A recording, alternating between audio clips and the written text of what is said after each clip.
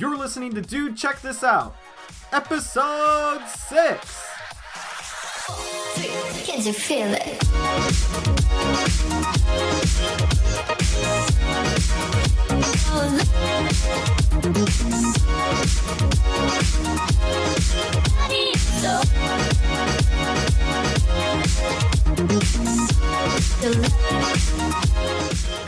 Hey everybody, and welcome to Dude, Check This Out. I'm Kevin. And I'm Noah. And I'm hosting this episode because I'm the man. Yeah, it's your thing today. Yeah, and because I gave you something. So welcome to the podcast. I don't know if we've done this very much, but what is this podcast? I don't know if we've introduced it. I think we have. I think we try to. Yeah, so what is this Or at least podcast? Try to remember. This podcast is a podcast about two friends. Two friends. About two friends living in the city, spicing it up. No, this is... I don't know. But This podcast is... there's a lot of media out there in the world. And me and Noah have been best friends for literally as long as we've been alive. Almost. Close enough. As long as I can remember, at least. Yeah. And so we share a lot of similar interests. We do a lot of stuff together, but there's still so much media that we haven't shared with each other because, just life gets in the way, stuff gets in the way. So this podcast is us giving each other media to look at and experience that the other person hasn't yet. And so I guess before we really dive into it, Noah, how you doing? Oh, good. Doing good? Yeah. We have been hanging out for 45 minutes, but, Yeah. how's life going? Fine. Traffic was basically a parking lot over here. Yeah. That was a thing. Yeah, we're recording this post-Harvey. So... Yeah, this is really going to date the podcast. I love it. Yeah, so it's been terrible. Just horrible. Yeah. All the traffic. It's been a thing. Yeah, it's been really bad. Yeah. So... But... city like Houston, hashtag Houston strong. So buff! Whatnot, yes. Houston's so jacked. We will recover. Yeah. But traffic is just the worst right now. Oh, yeah, and I'm going to try to leave here and go to Austin at 5, and it's not going to happen. I'm just not going to make it. It's just going to sit on 290 for 6 hours. Maybe not that long, but... But pretty...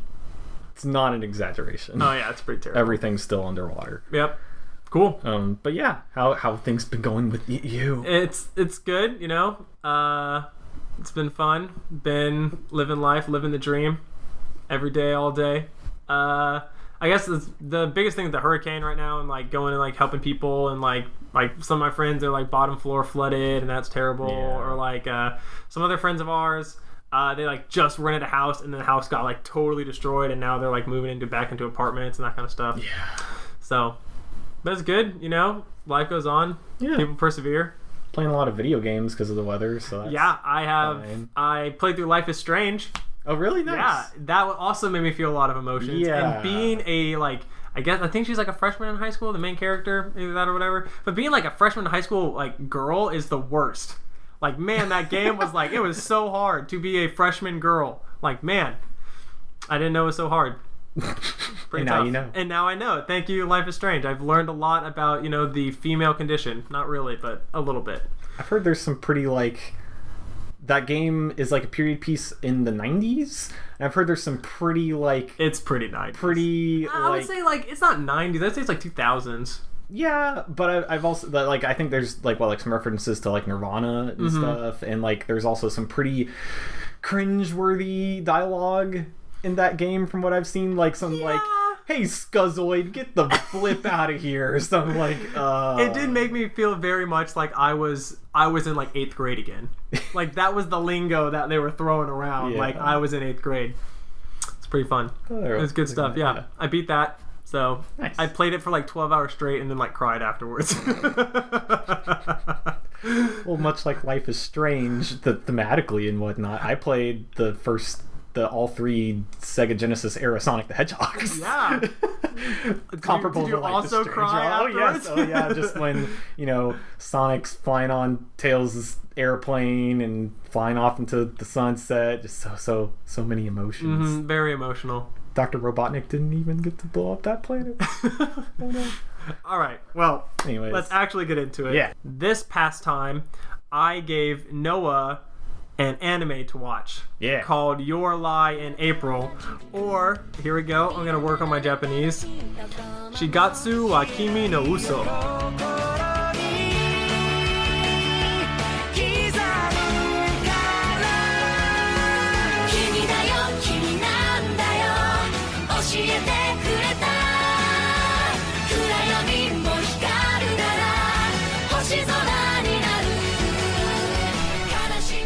Is that good? It's impressive. I've been practicing a lot. Kind of. Yeah, and so it's an awesome anime that I really, really liked, and it made me super emotional. And Yes. yeah. It was originally, I'm going to go into a little backstory of it, kind of some like history about it, and then we'll get into the actual content of it. Your Lie in April was a manga, whatever. I'm a white American. I can say how. A manga written and illustrated by Naoshi Arakawa, and the anime was produced by A1 Pictures. And there was also a live-action movie. Really? Yeah, directed by Takahiko Shinjo. I feel like this would be adapted pretty well to a Yeah, live-action I do too. movie. Yeah, I'm butchering all these people's names. But well, that's fine. yeah. It also, so the manga won the best shonen manga at the 37th in like 2016 Kodahasha Manga Award. And like other things that have won that, so to kind of put that award into context. Other things that have won that, like Akira, the manga for that won that award. So did Ace and the Diamond, Attack on Titan, other things like that. So kind of it's up there with peers with all those manga, Nice. if you know. A classic. Yeah, it's Like pretty good. I mean, what? It came out in 2014. Well, it won that award in 2013. Okay. Oh, for the manga. Yeah, for the manga. So the anime came out, around 2014. So the anime won like a Nomiyuru Yuri. That's okay. Go on. It won a newspaper award. All right, in 2016. Sure. The anime won an award. Yeah. Okay. And it's like the biggest newspaper in Japan. Like they have like a little section in that newspaper that's sold like everywhere about like anime awards and stuff. Like it's the Famitsu of anime. Sure. I don't know what that is. Famitsu is a video game magazine. Very, very prestigious in Japan, but Sure. Yeah, but it's a newspaper. yeah. But for anime, whatever. It won multiple awards is what I'm trying to This get is at. the anime of newspapers. What I'm trying to get is that it won multiple awards. Yeah, so it's pretty highly acclaimed, pretty good. And so what the anime is actually about, a brief synopsis, is it's about a young piano protege who was like 6 or whatever. Prodigy? Prodigy. Not yeah. a protege would be like if he would be someone's protege, Yeah. but he is a prodigy. Which is kind of true later and like halfway through the suit. But Yeah, I mean his mom's protege, maybe. yeah. I guess. Because wasn't his mom a super good pianist as well? Yeah, and then that other lady. Yeah, her friend, college roommate. Yeah. Yeah, I don't remember her name. Anyways. So I wrote protege in my notes, but I guess it was supposed to be prodigy. Young piano protege who was like under a ton of pressure by his mom because his mom was really sick. So his mom's really sick, and he's like trying to play piano to bring his mom trophies to make his mom feel better because he's like 6 years old. And his mom is like super strict to the point where she like beats him when he messes up. And so he gets the nickname the human metronome because he doesn't play with any soul in his music. It's just like to the to the score exactly. But that's what you get judged on in competitions, so that's how you win, because judges can't be like, oh, I liked that one better. They have to have like a objective scoring. So he plays to the score really, really well, and so he gets nicknamed Human Metronome, and all of his peers hate him, and he doesn't talk to anybody because his mom's abusive, and so but then his mom dies, and when his mom dies, he, due to the pressure and the shock of that, loses the ability to hear his own piano, and so kind of has this like mental block, whatever, and he thinks it's a curse that his mom put on him, because later in the anime it's revealed that right before she died, she beats him when like he won the competition or he gets second place or something, but he played it from his heart, and his mom's like, "Oh, you messed up," and then he's like, tells her like, "I wish you would just die," and then she dies. Yeah. It really messes him up. And so he loses the ability to hear the piano, and he thinks it's his mom's curse on him.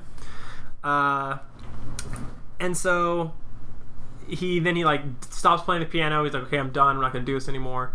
And the anime picks up there. That's where it starts, with him not playing the piano anymore. And some of his like, his middle school friends. I think they're in middle school. Yeah, they're like, yeah. They're in middle school. Yeah, and like some of them specifically, he's known like us, like all like their whole lives. Yeah, yeah. And very close knit group. Yeah, and so it picks up with him like he's like scoring, like he's still in the piano world where he's like takes music and like scores it for people, but he doesn't play the piano anymore. And it picks up there, and then he meets this girl, and the girl like drags him back into the piano world because she plays the violin. And that's where the anime picks up, and it's this big romance story kind of drama between him trying to overcome his like history and fears of his mom, while this like really cute violin girl is dragging him along and forcing him back into that world. But then she gets really sick. And it's really sad. Yeah. So, yes, it is. So, I guess I haven't really gone into the entirety of the plot of this anime. I kind of just set the scene. Yeah. So we'll talk about it. Yeah, if you haven't, we're just gonna start talking about what we liked about it. If you haven't watched it, we're just gonna start. What we would say might not make a ton of sense if you haven't really watched the anime. So I encourage you to go watch it. It's only like 24 episodes long. 22, yeah. So it's not like an enormous time commitment. But if you've watched it, you'll understand what we're saying a whole lot more. Because unless you think we should like just dive all the way into the plot and go through the whole plot, it'll come up. I think. Yeah, it'll come up. So because I basically took notes. I have my fancy notes here, and I basically just took notes like episode by episode. Gotcha. So. Yeah. So if you want to, we're not gonna go through the whole plot. So go watch it, then come back. All right, let's get started. Yeah.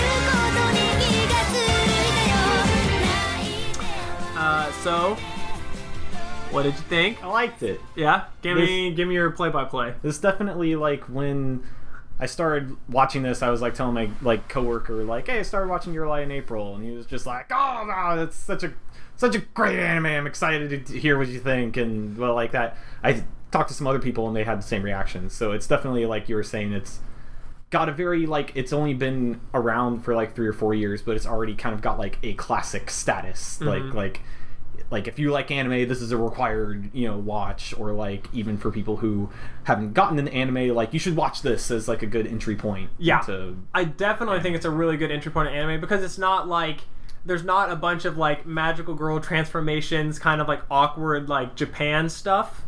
It's also like it doesn't have a ton of tropes either. Yeah, like the usual anime tropes, like like it does have cutaway gags, but they're used very like effectively or seldom.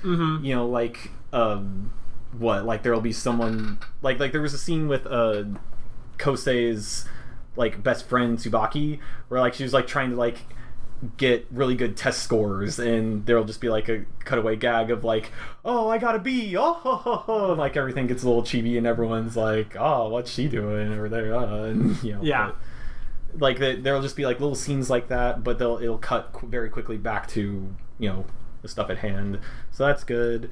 It was very so I tried binging this. Which, did I tell you about that? I think so. So in preparation for this, I went back and rewatched the entire anime in like 2 days. Yeah. And so I was definitely like skimming. I was skimming through because I'd watched it like I think almost like 2 times before, maybe twice, at least once and a half.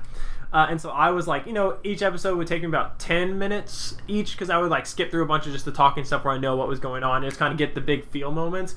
But that was not good for my heart. Yeah. Oh my gosh, I had so many emotions. Yeah, I could really I tried binging it as much as I could, but like I would watch like 2 or 3 episodes and then would be like, okay, if I watch any more of this, I'm just going to turn into a puddle on the floor. I can't physically take this anymore, because it is very bright colors. Yeah.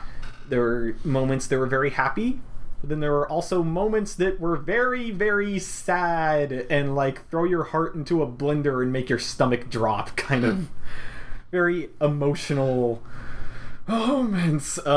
So I took this.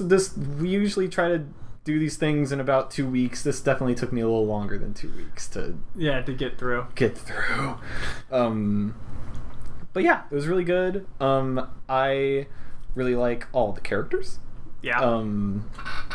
Kosei is really neat. I played piano. I started playing piano when I was growing up, when I was like 8 years old, and then I practiced piano for like 12 years after that. College kind of, made me kind of move away from it as I was focusing on other things. But this anime, I really related to a lot of stuff in this show, especially with like it does center a lot on like piano competitions and stuff. And there's a great description that Kosei has when he goes to, I think it's episode 4, it says here, that when he goes back to like like competing in a competition for the first time, and he says the dry air conditioning, the scent of dust, as like a descriptor for the concert hall. And I was just like, yeah, that's I can see it in my mind's eye, like the competitions I used to go to. So did you go to competition? Oh yeah, I didn't know that. Yeah, like the music school I went to, we would have like recitals, but they'd also be like graded. Okay. And then like it like everyone would get a participation ribbon because it was the 90s. Yeah. But but it was still like, they like someone might get a bigger ribbon for like doing really good. And we also did like theory competitions, like musical theory, like written tests on music, and those would be graded, and there'd be ribbons given out for that and stuff too. But yeah, like it's especially like when that first episode, when they go to like the reception hall, like everyone kind of waiting around outside the recital hall.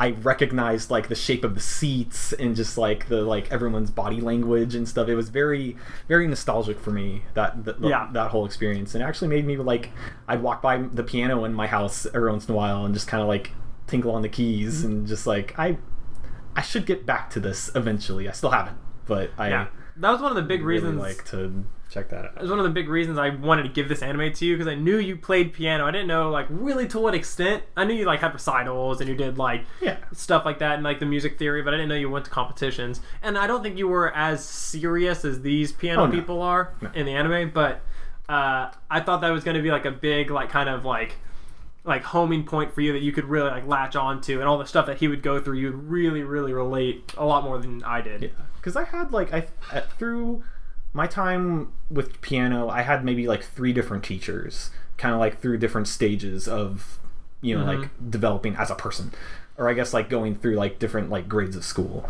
I had like my elementary school teacher, my middle school teacher, and my high school teacher. And like, elementary school, just very basic kind of stuff. And then middle school, I had a teacher that was like very much like, oh yes, like just kind of like play with your emotions and like like experiment with like how you touch the keys and stuff. And then like my high school teacher kind of felt a little more closer to like Kosei's upbringing of like pay attention to this specific part and do it again and again and again, and like like pay attention to the score. But then she was also like, I would be playing and I would like hit a section I might be like too hard on the keys or whatever, and she was just like, no, don't do that. Like she was Russian, so she had like very kind of classic rigid training, because that's the way she was taught in her country. She's a very nice lady. I love her to death, but yeah, she was very intense about my training on the piano.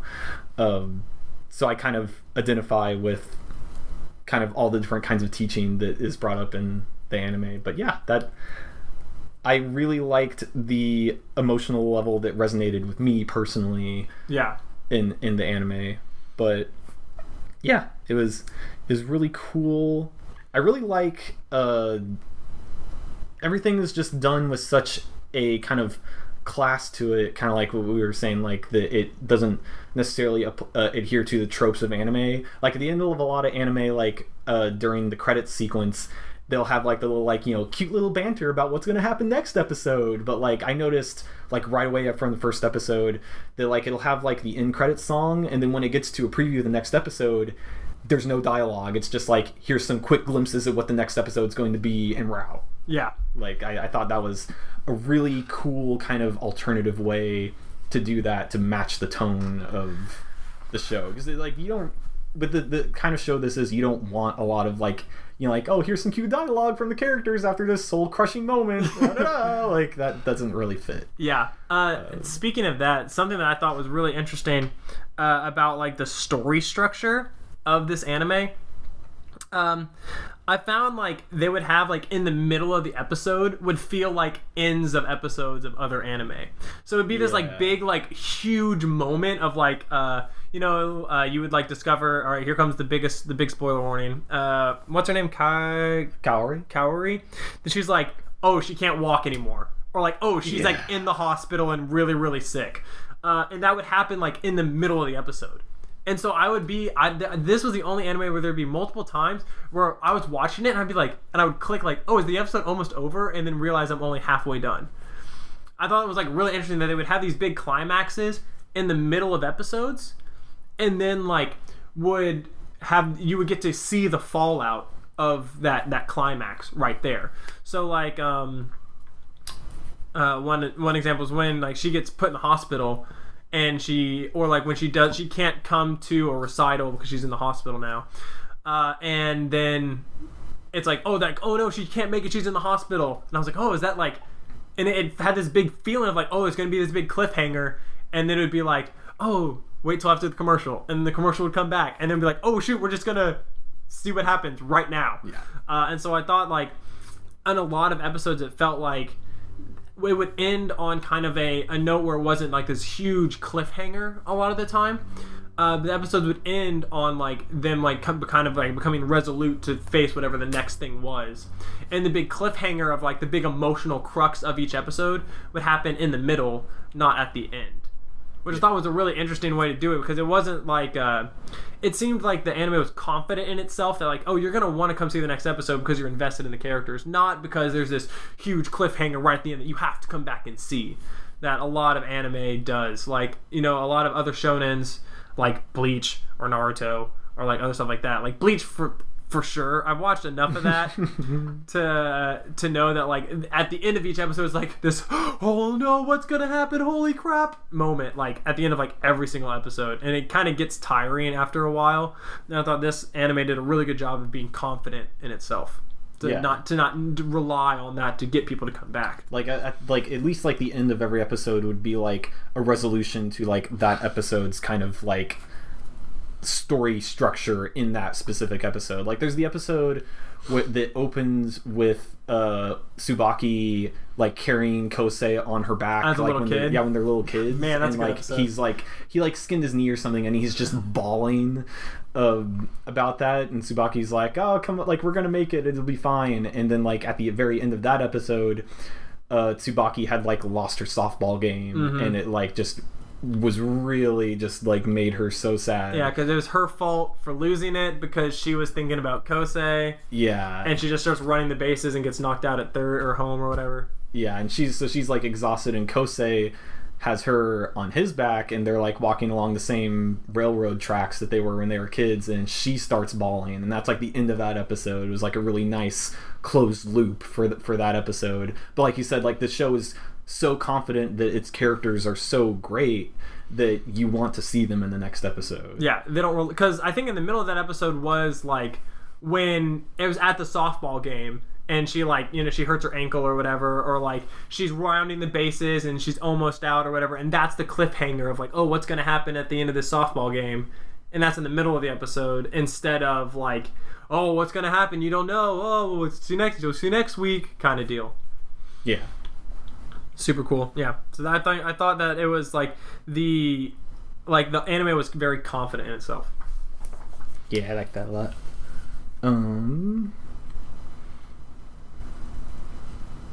Trying to see specific. Oh yeah, I really liked one thing I really liked about it is the way it approached the like kind of love triangle kind of thing, because like that's a pretty familiar concept for anime. Yeah, again, but it was like a love like it was like a square almost, because it was Kosei, Tsubaki. Tsubaki liked Kosei. Yeah. Kosei liked Kaori. Yeah, Kaori. And but Kaori was dating Watari. Yeah, Watari. Kosei's best friend. Yeah, and then Watari kind of liked everybody. Yeah, Watari was like the middle school playboy. Like he would just be dating another girl like every week. It seemed like, but he like kept up the relationship with Kaori. But Kaori wanted to keep the relationship so she could keep seeing Kosei. Yeah. Which is revealed at the end of the series. Yeah. Well, I want to talk about that, but I want to talk about that near the end. I have some opinions on that we'll get to later. Okay. But yeah, I really liked the kind of maturity they dealt with the love triangle kind of thing, especially with like another thing that like anime kind of seems to have a trope with, and even like entertainment in general, is the idea of the manic pixie dream girl. You know what I mean? Are you familiar with that kind of terminology? Well, I haven't heard that terminology before, but I know exactly what you're talking about. Yeah, it's the kind of like it was introduced in like 90s like indie movies, but just kind of the like like the main male protagonist guy is like, oh, like my life is so average and normal, oh, but I want a girlfriend, and oh geez, and then like he meets like this amazing wonderful girl that has like so much spirit and is like kind of weird and doesn't play by society's rules, but she's the answer to everything I need. And like the way that they have Kaori is that like she has some of that, but she also has like this background that is kind of tragic.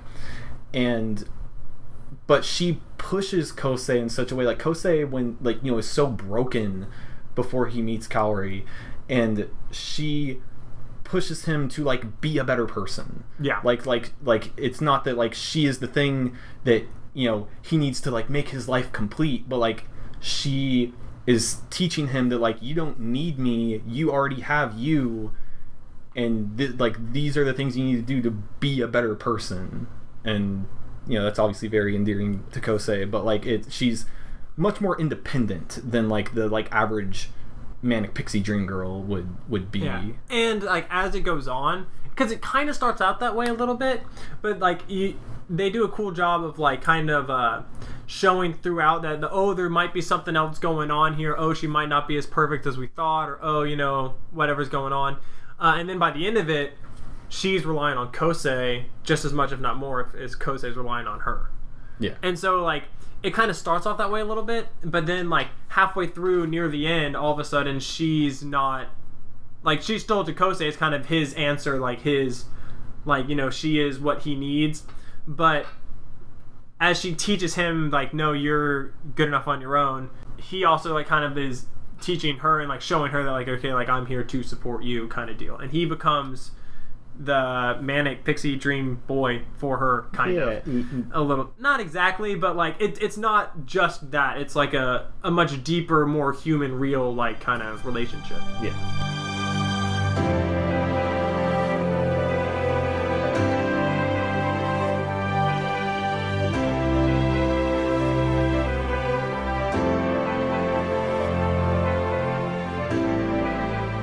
Yeah, so I really like the way it plays with those relationships. All those like the main cast of characters is really cool. Yeah. Let's talk for a second about Aiza and Igawa, like the like pianists that like show up like 7 episodes into it. Mm-hmm. That's when I thought like the show was gonna like take like a crazy turn in tone, because like it was like this like really personal kind of slice of life story, and then those people show up and I was just like, oh yes, this is gonna turn into like some kind of like crazy shonen like Prince of Tennis but with piano kind of like piano battle anime. Yeah, like I was like, oh man, this is gonna get crazy. And like it does that like maybe for like 2 or 3 episodes, like kind of like even like dispersed throughout the entire series. But it's not really so much about their rivalry, but about like how Aiza and Igawa like noticed Kosei like at a very young age and aspired to like be like him or be better than him as a pianist. Yeah. Their stories are also very cool. Like there are episodes that are like dedicated to their like personal stories. And I think they did like a really, really good job of, you know, like Iwagawa. She doesn't have a lot of. That's her name, right? That's the girl. Yeah, Igawa. Yeah. Igawa doesn't have a lot of screen time.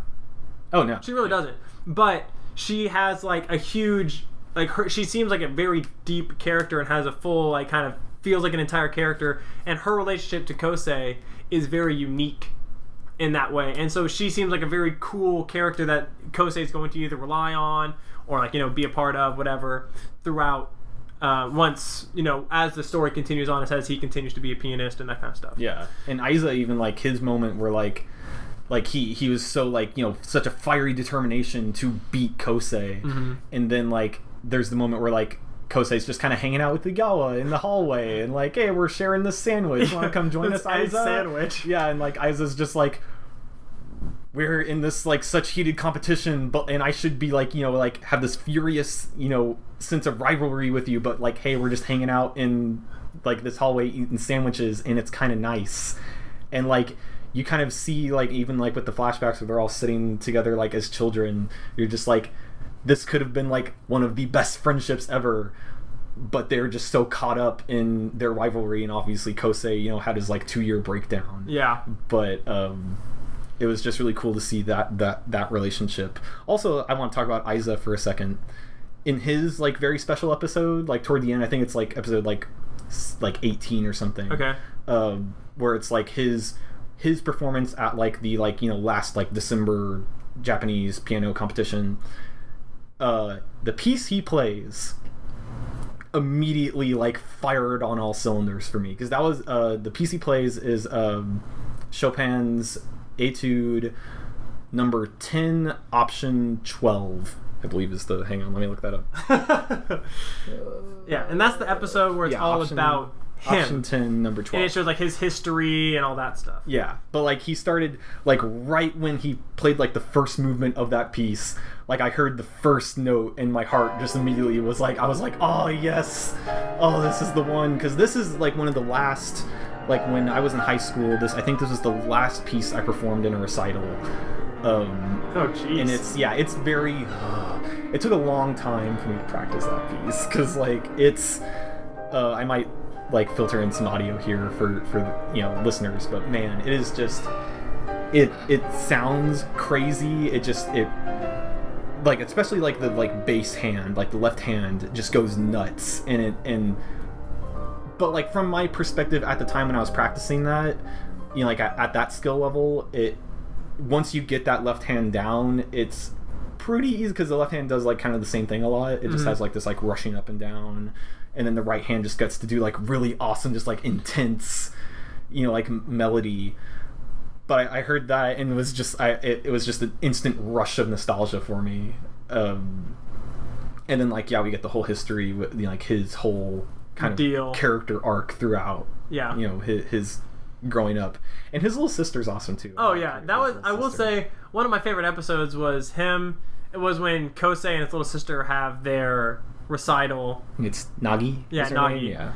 When Kosei and Nagi have their recital at her like elementary school performance or whatever talent show, and like one of the most vivid things that stuck with me is when he's like, I can still hear the piano, like I have to go deeper, and he just starts going like crazy on the bass line, and she's like, what the hell are you doing? Yeah, like, we didn't practice this. Everyone in the audience is just like, is he like piano fighting her? Like what is happening? And they had to like battle for who got to be the melody in this duet piece. Yeah, I thought that moment was like that was as much like piano battle anime as you were gonna get. Yeah, like those two right there. And that like idea of him like being like kind of like a demon almost, of like in the bass line, I thought was super cool. And that whole episode, just like it's like one of the very few happy episodes. Kind of. It's kind of happy, except that Kaori is sitting in her like she like given up on life. She's like, oh yeah, I'm gonna die, and like, oh, I don't care. And then Kosei plays that, and then she's like trying to stand like air playing her violin, and she's like, oh, I guess I'll try to fight to live. And that was the one where like I think Watari like how's the phone? Yeah, up? like was like called her and like basically live streamed their whole performance for her to kind of like get her out of her funk. Yeah, and so like the episode more or less was happy, and that's even an encouraging thing of like she's not going to give up. Yeah, she's going to have the surgery and do whatever. So it's like one of the very few like just all the way happy episodes. Pretty sure there was still crying though. Oh, I'm pretty sure crying. I did. Did we check? I haven't checked. Pretty sure there's crying in every single episode. I think there's at least tears because I know that Nagi like will at least tears up at the end when she's done. Yeah. I don't know if there's actual streams, and I don't think it's sad crying.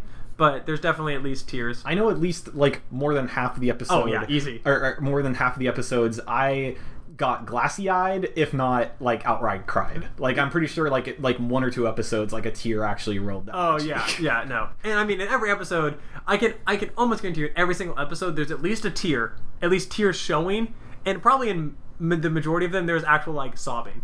Yeah. Probably in like 75% of the episodes, like. Probably like 15 to 18 of the 22 there's like just sobbing in every episode. It's great.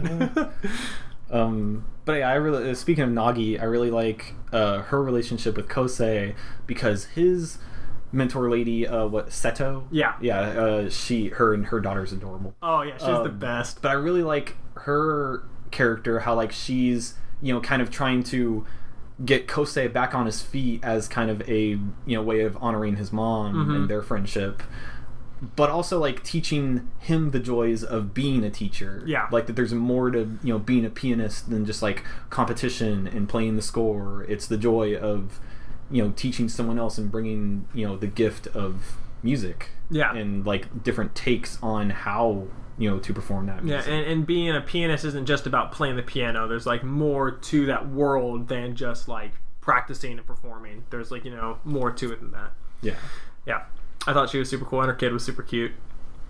I just like that was the one character they did super chibi the whole time because she was like supposed to be like 2 or 3. Yeah, but it fits that character. Oh yeah, it was awesome. That's what I'm saying. Like it was super great. She never has like actual eyes. Oh yeah, there's like 2 little like black dots. Yeah, or there's like big old white circles, like one of the 2. Yeah, that's awesome.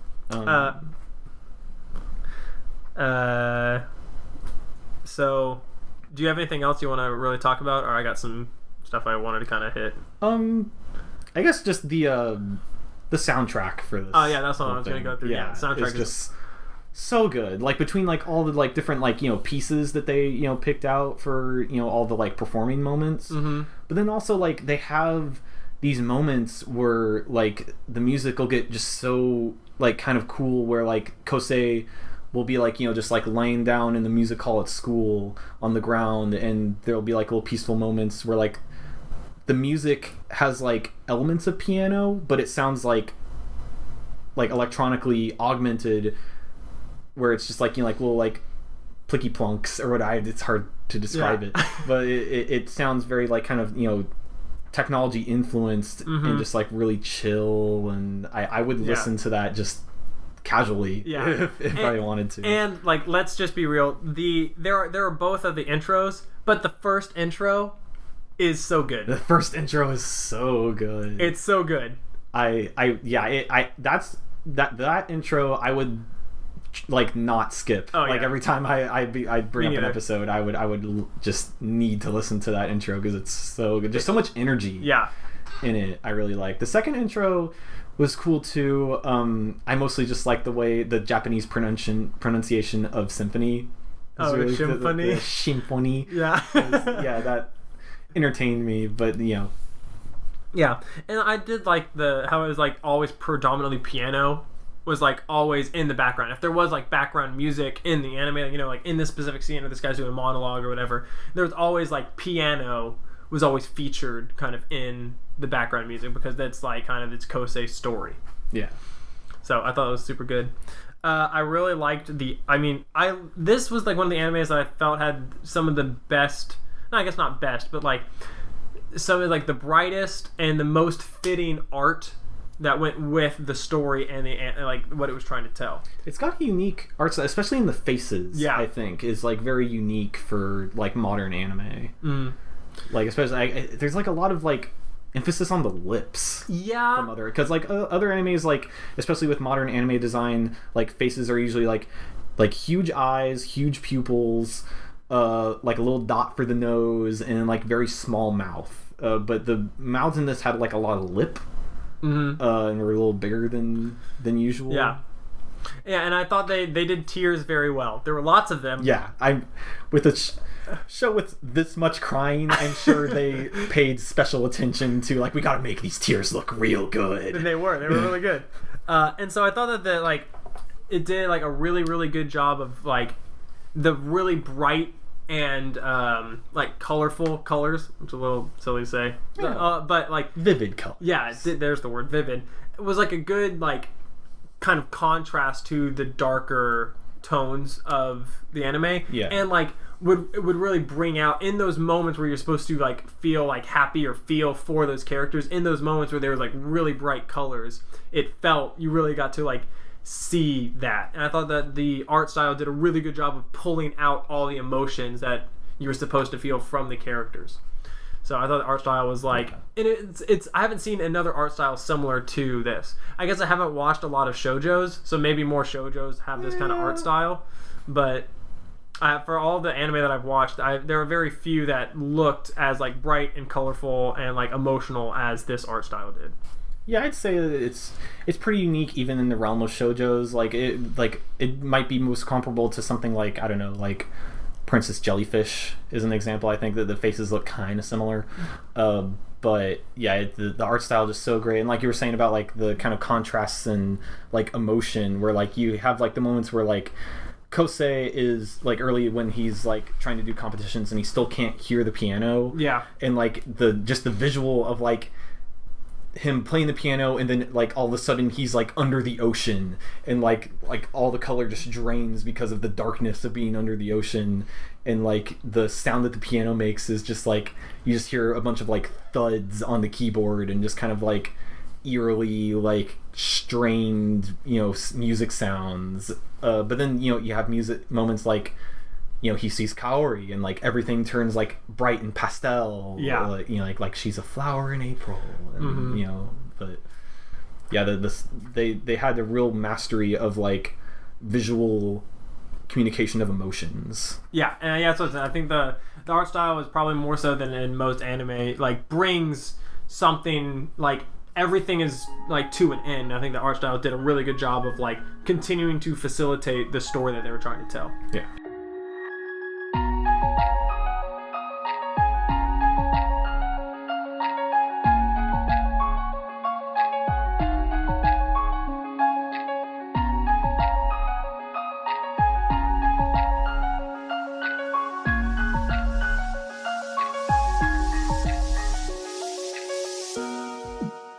So yeah, nice. It was super good. Do you have anything else you want to bring up? Because I have the next thing I have to talk about is the bad stuff.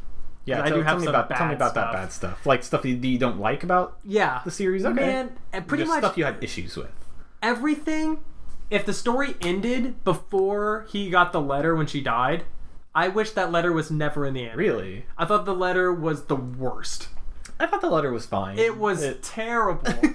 All of a sudden, I was in love with you the whole time. I was like, oh my dang it, anime. Like, come on. Just like, let the story be what it was. It was so good. And then she's like, oh yeah, sorry, Watari, I didn't really love you. Ha ha ha ha ha. And I was like, oh my, like, you're so, this is the worst. I really did not like that at all. I like the context that it added. Like, especially for, like, it had a good reason for why she, like, was still dating Watari, even though, like, you know, her and Kosei were like obviously, you know, digging each other. But and I also thought it was interesting how like she was like, oh, like obviously Tsubaki is in love with you and I didn't want to make that awkward because I know I was gonna die.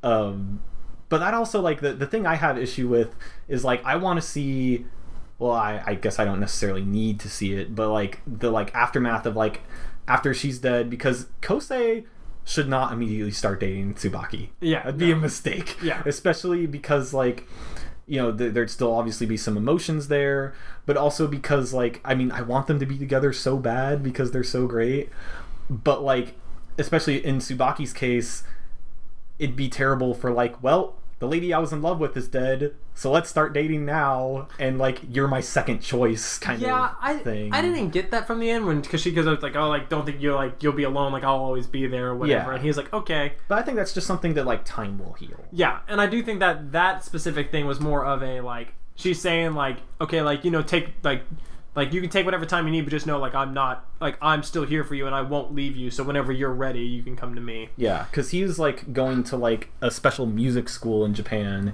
and like she like especially like studied and like tried really hard to get into like just specifically to get into a school that was close to that music school so they could still hang out. Yeah. And was like very much cheering him on at, you know, like that last competition because he needed to win it in order to get the accolades to get into the special, you know, Japanese music school. Otherwise he would have had to like move to another province to like go to another music school. Yeah. I guess what I was saying is I felt that as an adult with an adult brain, like the high school brain. Yeah, the relationship of her being like, oh, I love Kosei, so I'm gonna date his best friend so we can hang out. To me, I'm like, what? Like, that's so stupid. Like, just like, you want to hang out with Kosei? It's like, oh, and she's like, oh, I don't want to hurt my best friend. Like, then how about you just talk about it with people? Like, have conversations. Yeah, this is high school. Yeah, and I know it's an anime, and I get that, but I feel like if they didn't do that and they just left her character that ambiguous, of like, you know, like, oh, she was with Kosei, and it was like a thing of like, was it just the music that brought them together? And it was like, you know, I like Watari as like a guy. I think he's hot and he's fun. He's athletic. Yeah, whatever. But like Kosei gets me on like a visceral level because like I'm a musician at heart and that's who I am at my core, and he gets that. And so this like kind of love triangle, this thing of like, Watari like didn't really, you know, he was technically dating her, but Kosei was probably closer to her than he was, in this really cool dynamic of like, that seems like much more of a human story than like, JK, I loved you the whole time, haha. I'm just like, oh my, I'm dead now. Yeah, like then like, why didn't you talk to him? You knew you were gonna die. Why didn't you tell him that? Well, I think she explained it in that like, she didn't want to ruin Tsubaki and stuff. Well, because like their friendship, like Kosei, Tsubaki, and Watari, they were all so close. And like they were so close knit that she felt like she couldn't like join their group because, you know, like she just basically met them, and also like, yeah, because Tsubaki, you know, was so obviously in love with Kosei, and you know, she knew she was going to die soon. Like that's why like she was like, you know, very like kind of reserved, and she wore nerdy glasses and stuff, and like didn't have a lot of friends. And then she like, you know, got the diagnosis of like, oh, like you really don't have that much longer to live. And then she started, you know, living more carefree and like eating whatever she wanted to, which like kind of gave her the confidence to like, you know, insert herself into Kosei's life, but knew that it would be selfish to impose upon him like, oh, hey, I'm in love with you and I want to be with you, but also if you want to be with me, just know that like I'm only going to be around for like a couple years and then I'm going to die. So then doing this thing where she's kind of always there, and she obviously knows that he loves her, and playing with his emotions and dating Watari instead, and so forcing him back into the world, and all of the things that she did was better than just being upfront and honest with her feelings and everybody else. I don't know. To me, as an adult with an adult brain and adult feelings, I'm just like, if you just are honest and you just talk about everything, then everyone can make informed decisions and, you know, like make the best, deal with it in the best way, because she was going to die regardless. So this kind of like, oh, I don't want to hurt your feelings, but I can't stay away from you. Oh, what do? I know I'll date your best friend. So my friend that's your best friend who are in love, they won't get upset, but then I'll just die and I'll hurt everybody the same. Like... I don't know. I thought that whole thing, the whole letter at the end, kind of like, to me, it was supposed to tie everything neatly off with a bow and be like, this explains why she acted the way she did and all that stuff. But I think the story would have been better if they just let her kind of be a little bit of an enigma and kind of be like, why did she act that way? Who does she really love? Like, that's up to interpretation. kind of deal. And I think that would have made the anime kind of like last, not that it's not still not going to last a long time because it's really great, but I think it would have made it kind of like the same way of like other classics. Like I just watched Blade Runner. Yeah. And so Blade Runner ends with like, oh, you know, the unicorn and like, oh, like, you know, is he a replicant? Is he not a replicant? Like, is she going to live forever? Like, what's the real story here? And they leave that kind of open-ended for discussion and interpretation. And I think they could have done the same thing here, not the exact same level as Blade Runner, but like, you know, how did she really feel? Who did she really love? What was going on? Like, I just want to take a moment here to point out that I think this is the first time in human history that anyone has ever compared Blade Runner to Your Lie in April. Yeah. But you know what I'm talking about. Yeah. Yeah, see? It makes sense. Blade Runner's a masterpiece, but yes, go on. Yeah, well, that one specific part that I think this would have been a step closer to Blade Runner if they did it that way. Blade Runner and Your Lie in April, basically the same thing. Yep, pretty much. Anyways. Yeah, and I mean, there was I get what you're saying, yeah. Yeah, so that was, I also, like, really liked how they didn't do too much with, like, the comedy relief and the chibi stuff. I think they did a very, like, a tasteful job of that. They kept it very sparing. Yeah. It obviously needed some moments of levity because of it's just such an emotionally draining experience to watch it all in one go.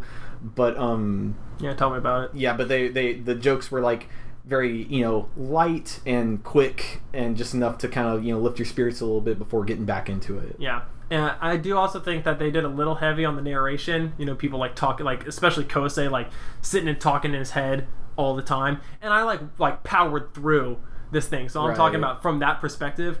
I think they could have there were moments where I felt like they're like, okay, like maybe the audience won't really get what he's feeling or won't really get like what we're trying to get across right here. So we're really going to talk about it in a monologue. Yeah, but I feel like that's anime. Yeah. Like to a certain point, that's anime. And I think that if they had, I think there were a few moments where they could have trusted the audience with just because they did it at the very end when Kosei is playing the piano and Kaori shows up because she's dying or is about to die, and plays the violin with him, and they do a duet in that big water space, whatever.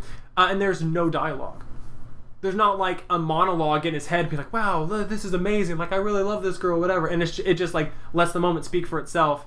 And then when she goes away, Kosei's like, "Okay, wait, why are you leaving?" And he realizes that she's not going to make it. Yeah. And I think they could have done that a few other times throughout the anime instead of really laying it on thick with the dialogue. More show not tell. Yeah. And I think it would have made it a little closer to Blade Runner. The eternal comparison. Yeah. But yeah. So yeah, do you have anything else you want to say about it before we tie it off? Put it on the shelf.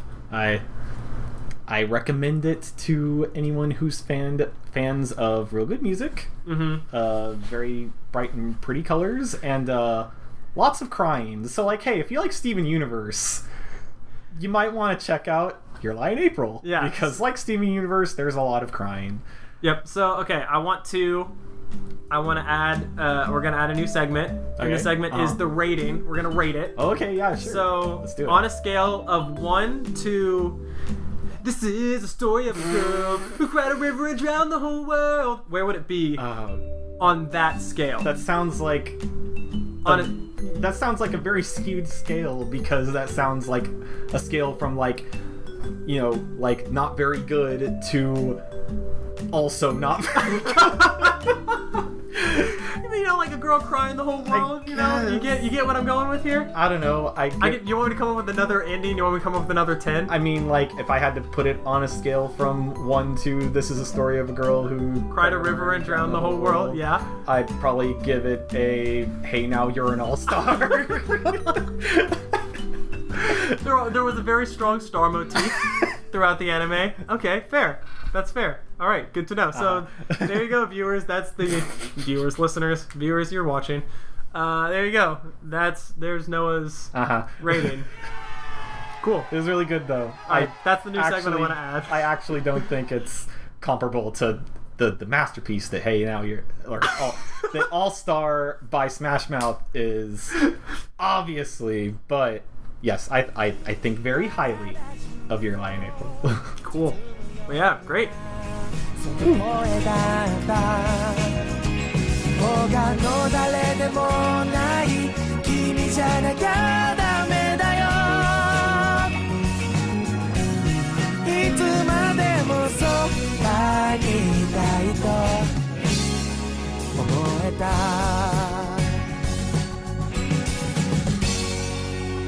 All right, and I guess now is the time for my recommendation for next episode. So, Give it to me. we My bottle have is been ready. doing we have been doing a lot of like very like introspective, like emotional, personal story Way too stuff. much. A lot, or just a lot of really like also kind of dark stuff. So I am going to lighten up the mood a little bit. Thank goodness. It's starting to get into like a little bit of a like October spooky time. That's probably not when this episode's going to come out. But and also I lose the format wars here. I'm going back. I'm doing a movie. Yes, I win! So I win! no. But yes, the next thing we're doing is a movie. It is a movie that is very near and dear to my heart. We are doing the kind of schlocky horror movie Tremors. Yes. Yes. Okay. Have you seen Tremors? I have not. Okay, Fun good. story. Uh-huh. I was at my house on Labor Day before you came over, Uh-huh. and you and Patrick, and my dad was watching Tremors Yes. too. And I watched bits and pieces of it and saw like the thing where the guy like wraps himself up and like with like a fire extinguisher like hoses himself down and then goes into the room and then blows it up with nukes or whatever. It's so good. I love Tremors 2. Tremors 2 is so good. I haven't, but I just saw like pretty much the ending of it. So I don't, and I know that like, you know, oh, there's earthquakes and whatever, but I don't know too much about it. Okay, so Tremors 1 is great. So all the Tremors sequels, like a lot of horror movie sequels, are like kind of terrible and stupid. Did you and ratchet know up there's going to be a what Tremors the- 6 Yeah, next year? Yeah, and like, Sci-Fi has been like running like marathons lately maybe of that's why I Tremors. was watching it. But Tremors is great, especially the first one. Stars Kevin Bacon. Also has Reba McEntire, who some people may know as, you know, famous country western singer. I know her as that lady that had that sitcom that one time. But yeah, Tremors is awesome. It's, you know, just a little synopsis. It's a horror, more of a monster movie about a little desert town starring Kevin Bacon. And there are these like giant sandworms that just kind of randomly show up and start terrorizing the town. And the way they kind of combat it is by playing a big game of the floor is lava. Because they like sense, you know, the tremors in the ground to like hunt their prey. It's, you know, a like quote unquote, you know, horror movie, but it is very silly. I'm pretty excited. It's near and dear to my heart because it's kind of just a movie that like I've probably only sat down and watched Tremors like 2 or 3 times in my life, where like I sit down and go, okay, I'm going to watch Tremors from beginning to end right now. All the other times I've seen Tremors has been like, ever since I can remember, my dad would be just flipping around the channels watching TV, and then Tremors would come on, like it'd just come on the TV, and then he'd go, welp, this is what I'm doing now, watching Tremors because it showed up on the television, and then I'd wander into the room and watch, you know, so I've probably seen like enough bits and pieces of Tremors to have seen it dozens of times, but that's just to the extent that like I walked into the room and Tremors happened to me. Like, Yeah. oh no. I can't look away. I walked into the room and now this movie has imposed itself upon me and I cannot escape. It's just one of, you know, like, it's just like, you know, one of those movies that doesn't happen so often anymore because, you know, cable's basically dead with our generation. Yep, we killed But it. the kind of thing where Rest in like power. you're just kind of flipping around the channels and you see that it's on and you just go, well, this is what I'm doing for the next 2 hours because I can't not watch this. Yep. But yeah, Tremors is awesome. Highly recommend that everyone check it out before next time. Yeah, it's gonna be super good. I'm really pumped about it. Hell yeah. I was told my dad, I was like, I should really watch this. He's like, you really should watch it. Like, I should watch that.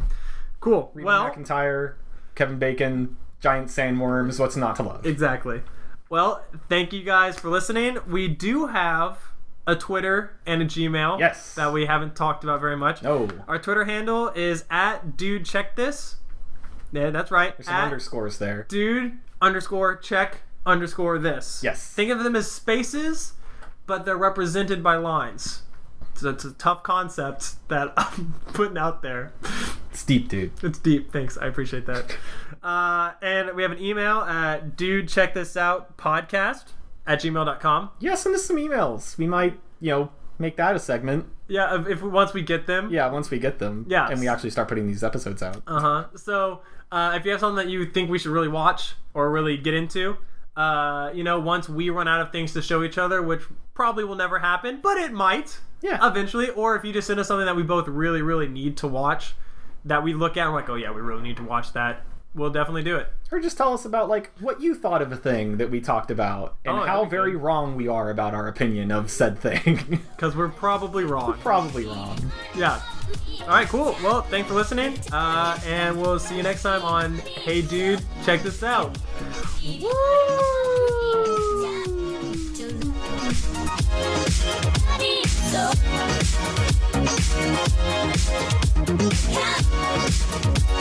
Free. You every part of me.